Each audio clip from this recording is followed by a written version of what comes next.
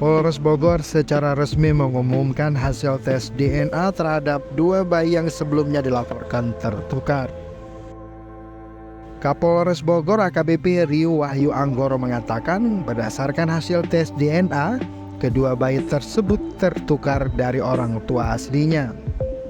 Hasil tes DNA yang diterima dari Kapus Lab Fork Mabes Polri, fix 99,99% anak tersebut tertukar. Yang dimana ditemukan memang fix 99,99%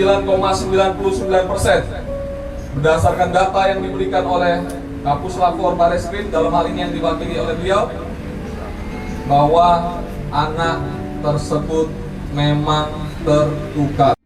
Polres Bogor sebelumnya telah melakukan sejumlah langkah penyelidikan, mulai dari pemeriksaan sejumlah saksi, memeriksa pihak rumah sakit serta perawat dan bidan yang bertugas saat kedua ibu tersebut melahirkan.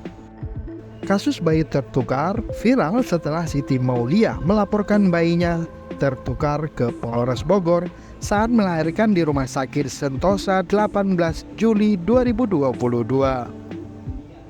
Ibu 37 tahun tersebut dan bayinya telah dites DNA terlebih dahulu dan hasilnya tidak identik. Kedua keluarga bayi yang tertukar ini kini telah dipertemukan yang difasilitasi Polres Bogor. Polisi juga akan memfasilitasi rumah bersama bagi kedua ibu bayi selama 1 bulan ke depan sebelum proses pengembalian ke orang tua biologis atau orang tua kandung.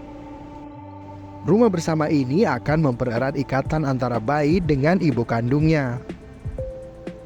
Bayi laki-laki 1 tahun berinisial GL dan GB akan diserahkan atau dikembalikan dalam waktu 1 bulan ke depan dari Ibu Siti Mauliah ke Ibu D, demikian juga sebaliknya.